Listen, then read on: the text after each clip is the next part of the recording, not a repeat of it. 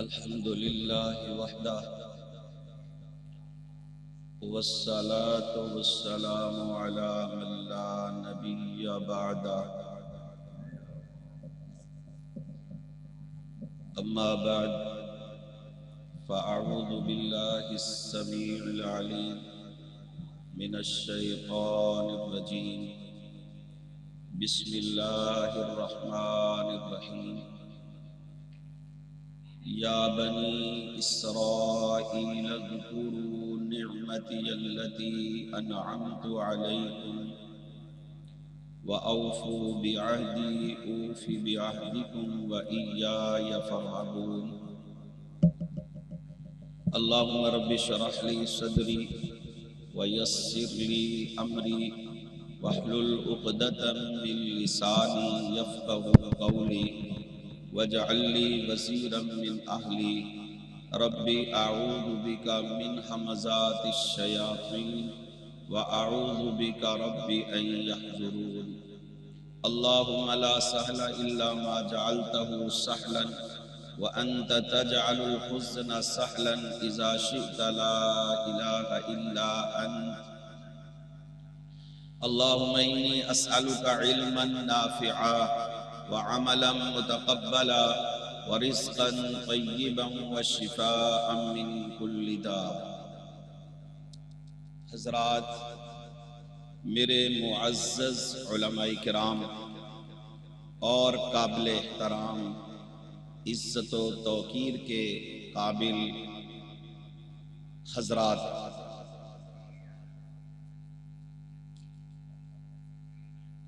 پہلی مرتبہ آپ جیسے پاک باز لوگوں کی زیارت کا موقع ملا ہے۔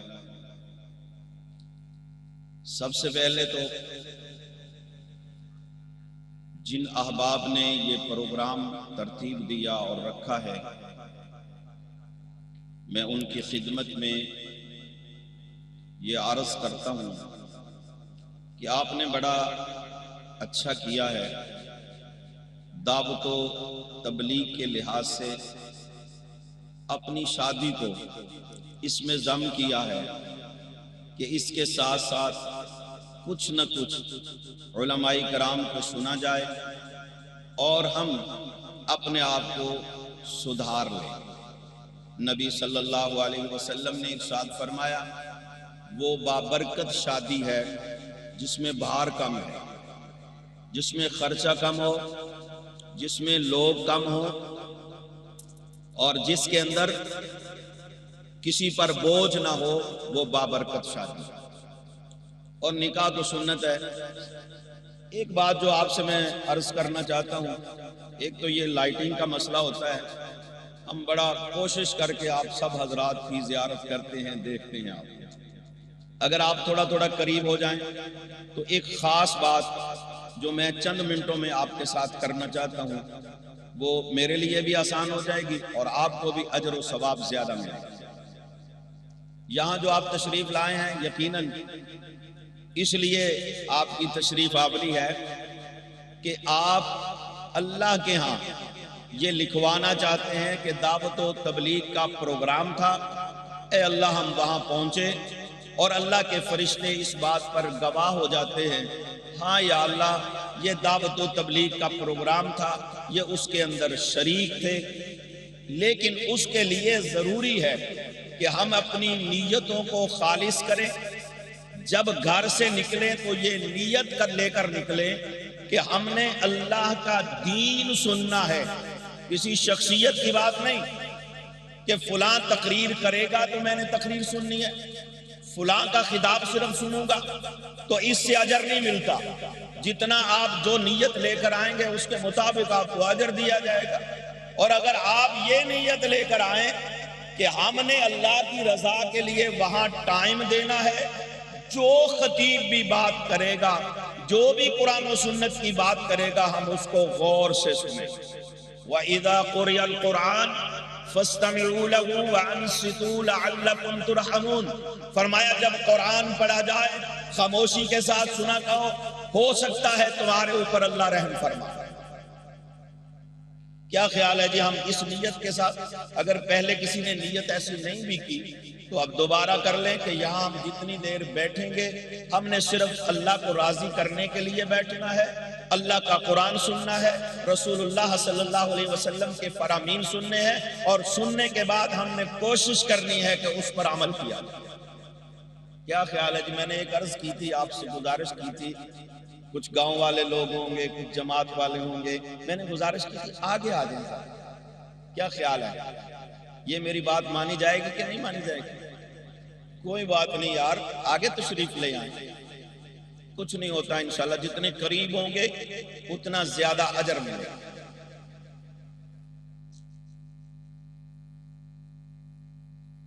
اس وقت آپ حضرات کو معلوم ہے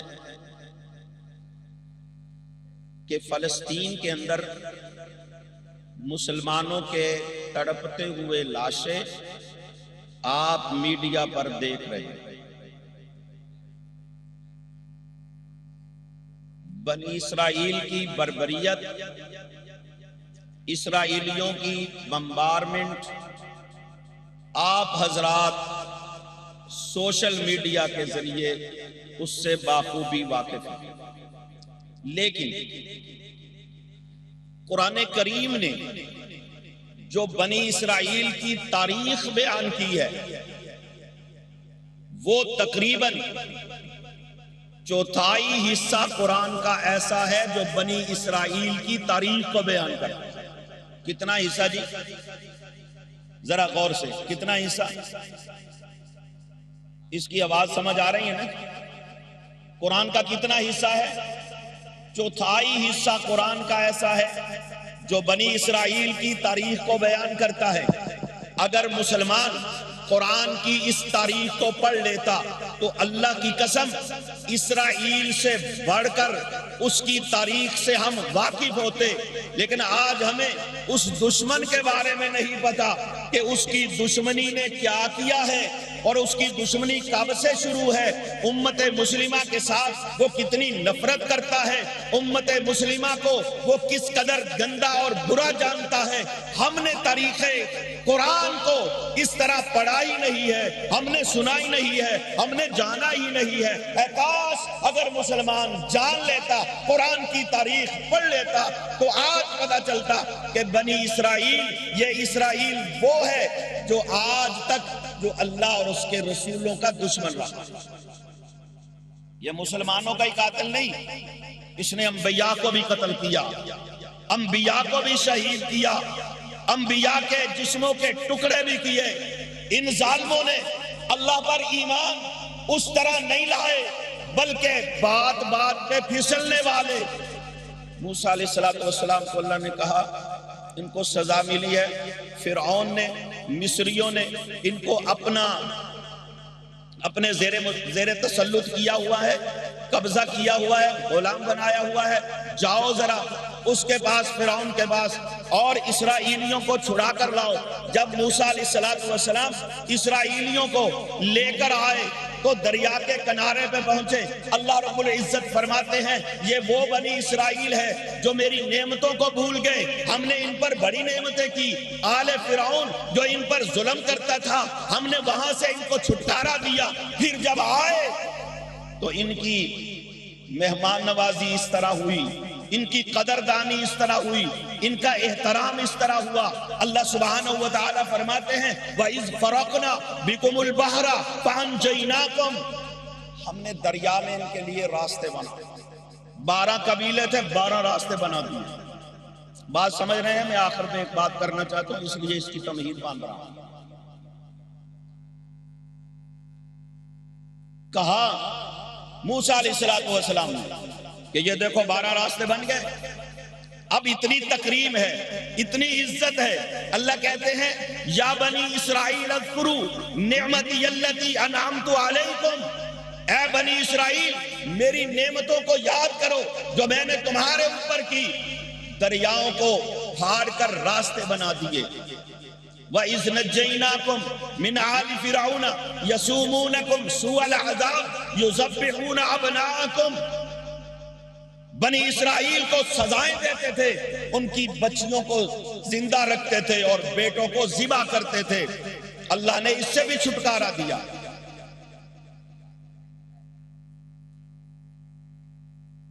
راستے بنے، فرعون کو دریائے نیل میں ڈبو دیا، ان کو پار لگایا اور اس کو ڈبو دیا۔ اللہ سبحانہ و تعالیٰ فرماتے ہیں یہ بھی میں نے تمہارے اوپر نعمت کی، لیکن تمہاری حالت کیا تھی کہ موسیٰ علیہ السلام 40 راتوں کے لیے کوہ طور پہ گئے، انہوں نے بچڑا بنا کر شرک جیسی گندی بیماری کو اپنے اندر داخل کیا اور موسیٰ علیہ السلام کے آنے سے پہلے بچڑے کی پوجا کرنی شروع کر دی۔ یہ اللہ کی سب سے بڑی بغاوت ہے شرک، اللہ کی سب سے بڑی نافرمانی ہے، اللہ کی سب سے بڑی دشمنی ہے جو ان ظالموں نے اللہ کے ساتھ کی کہ ایک بچڑے کی پوجا کرنے لگے۔ اچھا، اللہ سبحانہ و تعالی جو قومیں جس طرح کا ذہن رکھتی ہیں اس کے مطابق اس کی جزا و سزا بھی دیتا ہے۔ یہ اس کو پوجنے لگے، مقدس جاننے لگے، محترم جاننے لگے، اس کی عبادت کرنے لگے۔ تو جب موسیٰ علیہ السلام کے دور میں ایک بندہ قتل ہو گیا تو اللہ سبحانہ و تعالیٰ نے فرمایا گائے کو ذبح کرو اور اس کے گوشت کا ایک ٹکڑا اس کے ساتھ لگاؤ۔ اچھا مجھے ذرا حضرات یہ تو بتا دے مہربانی کر کے، اللہ بغیر گوشت کے ٹکڑے لگائے اس کو زندہ کر سکتا تھا کہ نہیں کر سکتا؟ اور ان کے 40 بندوں کو اللہ نے زندہ کیا، ثم بعثناکم من بعد موتکم لعلکم تشکرون، بغیر گوشت لگائے زندہ کر دیا۔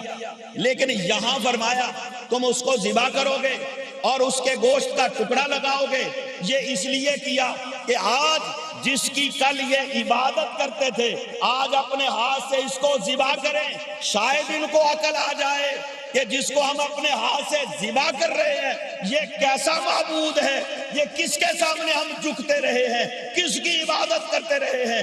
اے کاش ان کو یہ بات سمجھ آ جائے کہ معبود وہ نہیں ہوتا جو لوگوں کے ہاتھوں ذبح ہو جائے۔ معبود کو کوئی نقصان پہنچا سکتا، آج بنی اسرائیل نے، انہی اسرائیلیوں نے مسجد اقصی کو خون کے اندر مسلمانوں کے خون سے اس نے دھویا ہے، اور آج ہم دانا عقل مند اتنے بن گئے ہیں ہماری کرونا ہی جان نہیں چھوڑ رہی۔ جو بھی اٹھتا ہے ساری مشینری اسی پہ لگا رکھی ہے، کوئی ماسک پہ بڑی جبر کر رہا ہے، حکومتی مشینری ساری کی ساری۔ اس جو میں ایسے ہوا کہ ایک انٹیلیجنس کا بندہ بڑا افسر تھا تو میرے جمعے میں آیا اور مجھے نماز سے پہلے کہنے لگا قاری صاحب میں نے ایک تصویر لینی ہے۔ میں نے کہا یار کس لیے تصویر لینی ہے؟ بس یہ کرونا کا مسئلہ ہے۔ میں نے کہا اچھا نمازیوں کی تصویر سے تمہاری کرونا ختم ہوگی؟ میں نے کہا شرم کرو، کوئی عقل کی بات بھی کر لیا کرو، تمہاری عقلیں کدھر چلی گئی ہے؟ یہ حکومتی نظام تمہارا درم برم ہو گیا ہے، تم کس باتوں پہ لگ گئے ہو؟ اے کاش تمہیں عقل ہوتی، تمہیں اللہ سبحانہ و تعالیٰ کا یہ قرآن، اللہ سبحانہ و تعالیٰ کا یہ دین سمجھ ہوتا، تمہیں پتا ہوتا ان بیماریوں کا علاج کیا ہے، احتیاطی تدابیر کیا۔ لیکن تمہیں تو وہ اچھے لگتے ہیں نا جو دین کے دشمن ہیں، تم تو ان کے چبائے ہوئے لقموں کو چباتے ہو۔ وہ کہتے ہیں اس طرح کی تدابیر کرو، نمازیوں کو 6 فٹ پہ کھڑا کرو، تم کہتے ہو ہاں یہی اس کا حل ہے۔ میں نے دیکھا ایک مولوی صاحب نے یہ جو شاپر نہیں ہوتا، شاپر ہوتا ہے نا، سمجھتے ہیں نا شاپر، وہ پوری مسجد میں بچھا دیا اور جمعے کے بعد اکٹھا کرنے لگا۔ میں نے کہا حضرت کیا ہوا؟ کہنے لگے کرونا کی وجہ سے۔ میں کہا کرونا جڑی ہے یہ شاپر تو تلک جاندی ہے، یعنی عجیب تمہاری باتیں ہیں۔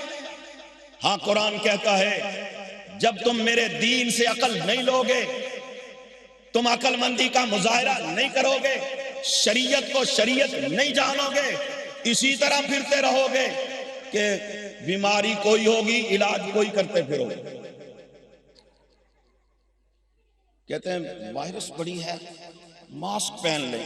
مجھے ایک دوست نے بڑی اچھی بات کہی، کہتا قاری صاحب یہ جو ماسک ہم پہنتے ہیں اب تو خواتین بھی پہن رہی ہیں. میں نے کہا کہ خواتین تو اس لیے پہن رہی ہیں کہ وہ پردہ نہیں کرتی تھی، اب اللہ نے ان پر یہ آفت بھیج دی تو اس لیے وہ ماسک پہن کر اب پردہ کرنے لگی. کہنے لگے جی مرد پھر کیوں پہن رہے ہیں؟ میں نے کہا مردوں کو یہ سزا دی جا رہی ہے کہ تم نے ان کو پردہ کروایا کیوں نہیں؟ ان کو بھی تو سزا ہونی چاہیے نا. اور میرے بھائیوں، اللہ کی نعمتوں سے بغاوت نہ کرو. جس قوم نے اللہ کی نعمتوں سے بغاوت کی اللہ نے اسے جکڑ لیا، اپنے عذاب میں مبتلا کر دیا. آؤ آج بھی میں تمہیں دعوت دیتا ہوں، اگر تم سکون چاہتے ہو، اس وبا سے بچنا چاہتے ہو، آ جاؤ قرآن و سنت کی طرف آ جاؤ، وحی الہی کی طرف آ جاؤ. اللہ کی قسم جب تم مسجدوں میں آنے لگ جاؤ گے، نماز با جماعت پڑھنے لگ جاؤ گے، اللہ سے دعائیں کرنے لگ جاؤ گے، پھر اللہ سبحانہ و تعالی ان جیسی تمام بیماریوں کو لے جائے گا اور تمہیں پرسکون ماحول عطا کر دے گا. میں اپنے تمام دوستوں کا شکر گزار ہوں جنہوں نے مہربانی فرمائی، مجھے وقت دیا، تلخ باتیں سنی. آپ حضرات کا بھی شکر گزار ہوں کہ آپ نے بھی بیٹھ کر پرسکون ماحول میں کچھ چند باتیں سنی ہیں. اگر موقع ملتا تو میں اس کے بارے میں ضرور کئی چیزیں بتاتا، لیکن وقت کی قلت بھی ہے. علماء کرام دور سے تشریف لائے ہیں، ان کا زیادہ حق ہے. ہم تو مقامی لوگ ہیں، پھر بھی آ سکتے ہیں، پھر بھی آ سکتے ہیں، پھر بھی آ سکتے ہیں. مولانا حافظ ذوالفقار صاحب جو کہ ہمارے اہل حدیث یوتھ فورس کے سرپرست ہیں، اسی طرح باقی ہمارے جو بزرگ ہیں، قاری یاسین جزدانی صاحب، وہ تو معروف شخصیت ہیں، آپ سب حضرات جانتے ہیں ان کو. وہ ویسے بھی بابا جی لگتے ہیں، سرخ رومال لیا ہو تو اللہ کے فضل و کرم سے ان کے چہرے سے لائٹیں نکلتی ہیں. اللہ ان کے حسن و جمال میں بھی اضافہ فرمائے. اسی طرح میرے ساتھ تشریف لائے ہوئے قاری خلیل اللہ فاروقی صاحب جو کہ امیر ہیں مرکزی جمعیت اہل حدیث تحصیل پاک وطن کے، اور اسی طرح یہ میرے بھائی جنہوں نے ابھی خطاب کیا ہے، ان سے تو آپ بالکل آپ کا پورا تعارف ہوگا. اسی طرح بھائی جاوید صاحب ہیں، شکیل الوی صاحب ہیں، اور یہاں کے جو بزرگ قاری ادریس اعظم صاحب، ہاں ماشاءاللہ ایک قاری ادریس اعظم صاحب لاہور کے ہیں نا جو بزرگ سب سے بڑے. تو میں نے کہا یار یہ پروگرام شاید قاری ادریس اعظم صاحب کروا رہے ہیں. تو الحمدللہ یہ بھی ہمارے بزرگ ہیں، ہمارے لیے قابل احترام ہیں، نوجوان ساتھی ہیں. اللہ پاک ان کی عمر میں عمل میں برکت فرمائے. وآخر دعوانا